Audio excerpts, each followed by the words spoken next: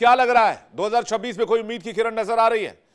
हालांकि पुतिन तो एक तरह से जीत चुके हैं, उनको जो टारगेट अचीव करना था वो कर चुके हैं, तो क्या वो इस 20 पॉइंट के मसौदे पर अग्री करेंगे?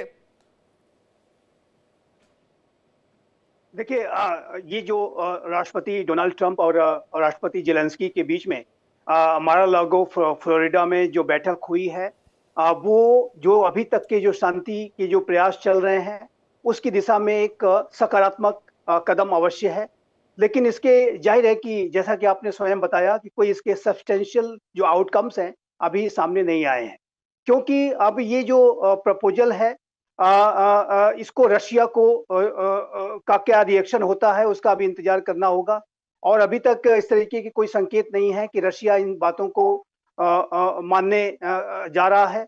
और ये जो पूरी प्रक्रिया है, बातचीत की जो प्रक्रिया है, वो और अधिक लंबी चलने की स्पष्ट रूप से जो है संभावनाएं दिखाई देती है। क्योंकि जो टेरिटोरियल कंसेशंस का जो विषय है वो सबसे महत्वपूर्ण विषय है, जिसके के ऊपर अभी भी सहमति नहीं बन पा रही है। सिक्योरिटी गारंटीज का जो दूसरा विषय है वो भी बहुत महत्वपूर्ण है कि यूक्रेन सिक्योरिटी गारंटी चाहता है, फॉरेन ट्रूप्स चाहता है।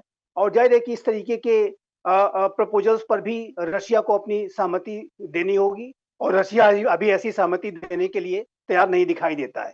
जपोरोजिया न्यूक्लियर पावर प्लांट के ऊपर किसका अधिकार होगा, वो किस तरीके से पूरा उसका गवर्नेंस होगा, इसके बारे में भी एक बड़ा प्रश्न ये बना हुआ है। तो ये और कई ऐसे अन्य विषय भी हैं। ये मेरा ऐसा मानना है विवेक जी, कि ये जो अभी बातचीत की प्रक्रिया है, ये लंबी चलेगी।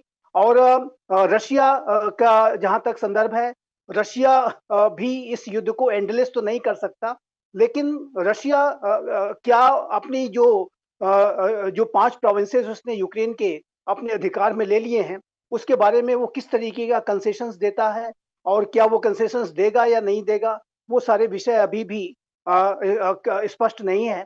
तो ये जो मेरा ऐसा मानना है कि ये जो बातचीत की जो प्रक्रिया है, उसके संदर्भ में ये जो मुलाकात है, ये तो एक अच्छा कदम है। और इसी बात को भारत हमेशा से कह रहा था कि संवाद ही इस समस्या का एकमात्र समाधान है, और संवाद हो रहा है, तो ये पूरी दुनिया के लिए अच्छी खबर है। लेकिन ये संवाद की जो प्रक्रिया है, वो चूंकि ये विषय बहुत ही जटिल है, और अभी भी मिसट्रस्ट बहुत है, ट्रस्ट डेफिसिट बहुत है महाशक्तियों के बीच में, इसी वजह से ये लंबा खिंच सकता है। आपने देखा कि एक तरफ यहाँ पर मारा-लागो में बातचीत भी चल रही थी, और रशिया वहाँ यूक्रेन पर हमले भी कर रहा था, क्योंकि रशिया भी अपनी पोजीशन ऑफ स्ट्रेंथ को दिखाना चाहता है कि जो भी हम बात कर रहे हैं वो हम ताकत के साथ करेंगे। हम एक अपना डिफेंस पोस्चर और पोजीशन ऑफ स्ट्रेंथ को वो मेंटेन करते हुए ही बातचीत करेंगे। और यूक्रेन भी इसी तरीके की पोस्चरिंग करता है, यूक्रेन भी लगातार ड्रोन्स के माध्यम से रशिया के ऊपर हमले कर रहा है।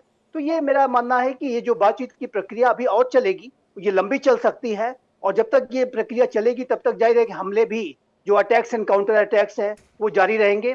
लेकिन मैं फिर से इस बात को कहूंगा कि ये जो बातचीत की जो प्रक्रिया जो चल रही है, और नेताओं का मिलना, रशिया और के नेता और अमेरिका का के राष्ट्रपति के बीच में भी मुलाकात डायरेक्ट हो चुकी है अलास्का में। और जाहिर है कि इसके बाद भी यूरोपियन जो लीडर्स हैं उनके साथ भी लगातार संपर्क में है। ये जो मारा-लागो में बातचीत हुई, उसके पहले अमेरिका के राष्ट्रपति डोनाल्ड ट्रंप और राष्ट्रपति पुतिन जो रशिया के राष्ट्रपति, उनके बीच में टेलीफोनिक कन्वर्सेशन हुआ। और इस पूरी बात के बाद, वार्ता के बाद, यूरोपीय नेताओं के साथ भी दोनों नेताओं ने राष्ट्रपति सबसे जेलेंस्की बड़ी राष्ट्रपति प्रॉब्लम ट्रंप की ने बात है कि बातचीत की है। जेलेंस्की और पुतिन बातचीत की टेबल पर नहीं आ रहे हैं। देखिए, ये अल्टीमेट वो निष्कर्ष होगा, अल्टीमेट वो कंडीशन होगी। लेकिन अभी वो स्थिति अभी अब बनी नहीं है कि यूक्रेन और रशिया साथ साथ बातचीत करने के लिए तैयार हों। लेकिन वो दिन अवश्य आएगा, मेरा ऐसा मानना है, जी, विश्वास है। और ये ऐसा होगा तभी ये जाकर के सहमति बनेगी। मैं तो लेकिन एक बात संजीव सर, जी, हाँ, मैं तो बहुत पॉजिटिव इस बात को लेकर कि ये सीजफायर हो जाना चाहिए, और जितनी देखिए, एक जल्दी बात हो में सके विवेक उतनी जी, जल्दी हो जाना चाहिए, एज सुन एज पॉसिबल हो जाना चाहिए। मैं लौटूंगा आपके पास, बाकी मेहमानों का भी रिएक्शन ले लूं। माथुर सर इस पर क्या कह रहे हैं उनसे जान लेते हैं, क्योंकि वो खुद भी अमेरिका में है अभी, और अमेरिका में अमेरिका की नजरों से अमेरिका को चीजों को देख रहे होंगे। लग रहा है कि ये कुछ पॉजिटिव इंस्टांस है इस बार की बैठक के बाद।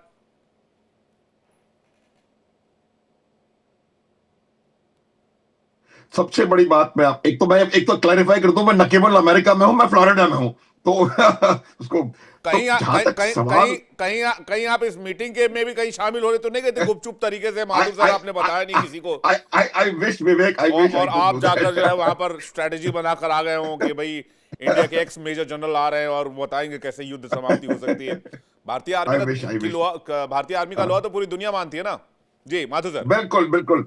बिल्कुल भारतीय आर्मी का लोहा मानती है, और भारतीय जो कूटनीति है उसका भी लोहा पूरी दुनिया मानती है। उसकी जी। वजह यही है कि भारतीय कूटनीति इस बात पर आधारित है कि हर हर समस्या का समाधान बातचीत से निकल के आना चाहिए, और इसीलिए ये जो बातचीत हो रही है ये एक वेलकम स्टेप है। लेकिन जैसा कि आपने कहा, मैं वही बात कहने वाला था कि जब तक दोनों पार्टीज आपस में बातचीत नहीं करेंगी, मुझे लगता नहीं है कि किसी भी प्रकार का कोई भी सोल्यूशन निकल के आना पड़ेगा।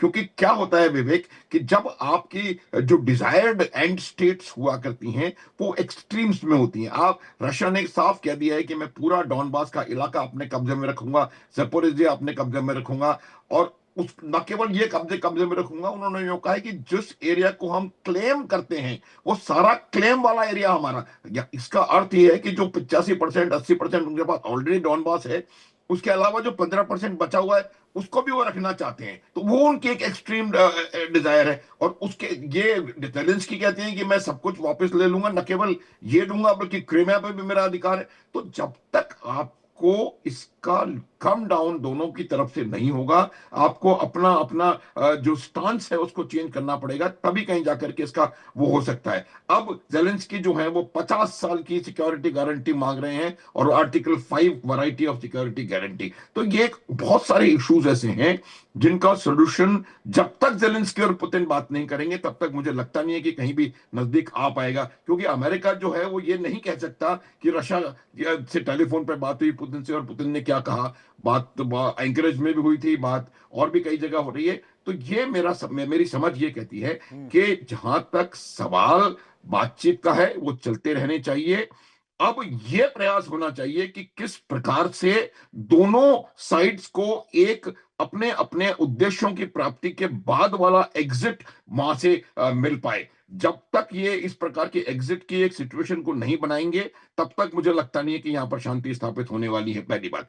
दूसरी बात ये होती है कि आप इसमें भी कोर्शन का इस्तेमाल नहीं कर सकते। आप धमका करके किसी को कहें कि भाई तुमको मैं ये नहीं करूंगा वो नहीं करूंगा इसलिए आप ये बात मान लें, वो उसका नहीं हो पाएगा।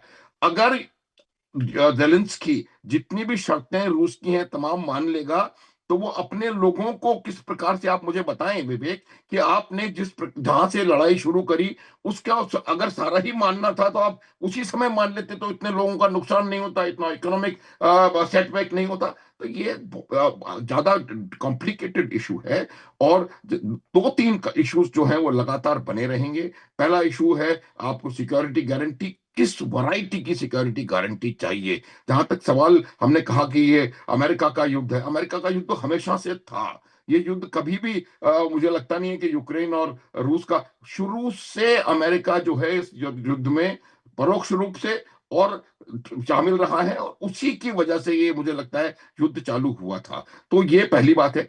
दूसरी बात, आपको डॉनबास का जो इलाका है इसके ऊपर कोई सोल्यूशन निकालना पड़ेगा। आपको पहले ये करना पड़ेगा कि आप जहां हैं as it is where are वहां पर आप रुकें, सीज फायर करें, उसके बाद टेबल पर जाएं और फिर नेगोशिएट करें। तो ये जब तक नहीं होगा तो मुझे लगता नहीं कि इसके अंदर भी और ज्यादा नहीं, और वो डेवलपमेंट आर्टिकल होने वाला 5 है। जैसी गारंटी भी मांग रहे हैं। कलेशी इस बिल्कुल, बात पे और मचा कि भाई 50 आप नेटो में नहीं जाएंगे, और कह रहे भाई वो भी आर्टिकल 5 50 जैसी आर्टिकल गारंटी दो। 5 आर्टिकल भाई 5 मतलब एक पर हमला मतलब सब पर हमला। तो हो गया।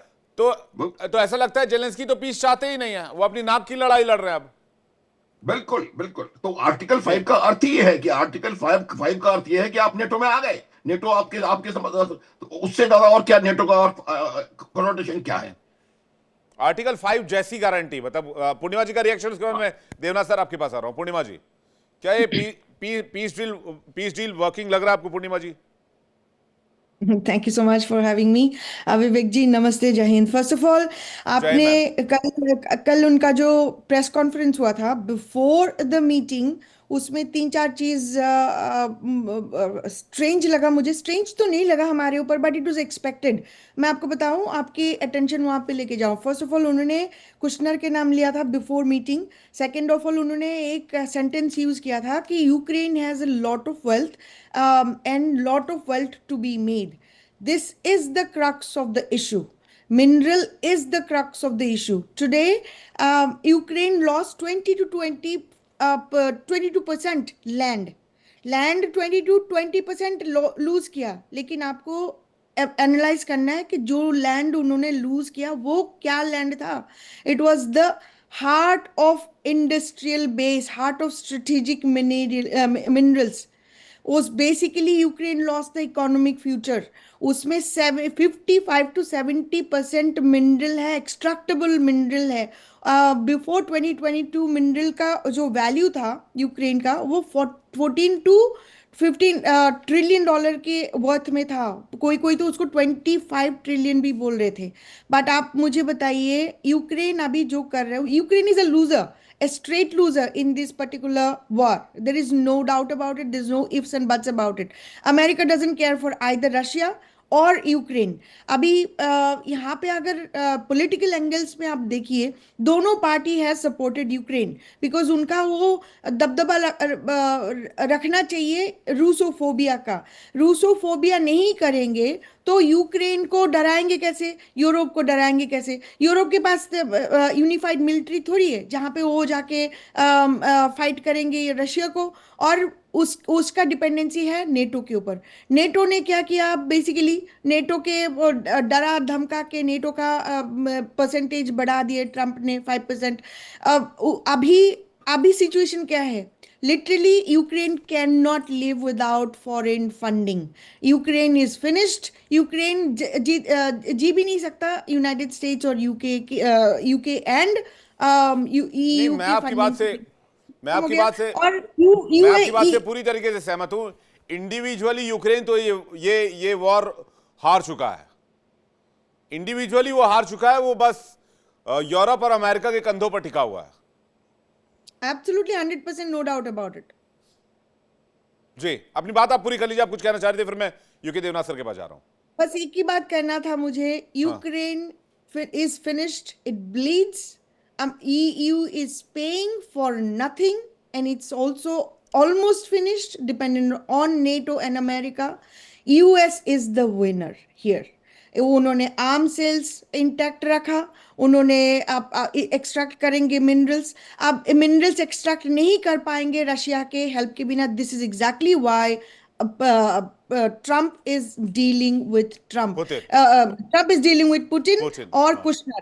अब कुशनर का role, a business role, is the crux of the deal. Trump is going to make money. That's it. There is nothing else about it. आपने तो बहुत सिंप्लीफिकेशन कर दिया। मुझे लगता है बहुत आसान भाषा में आपने पूरे एक तरह से वॉर को ही सुलझा दिया पूर्णिमा जी आपने, कि भाई मिनरल डील हो गई, पैसा निकला, डोनाल्ड ट्रंप का काम हुआ, ट्रंप का बिजनेस सेटअप हो गया यूक्रेन में भी। अब ट्रंप जो है वो खुश हैं। अब जेलेंस्की जो है वो अब सोचे उनको क्या करना है। देवनाथ जी, आपका रिएक्शन। विवेक जी, डोनाल्ड ट्रंप सीरियस नहीं है युद्ध रोकने के लिए।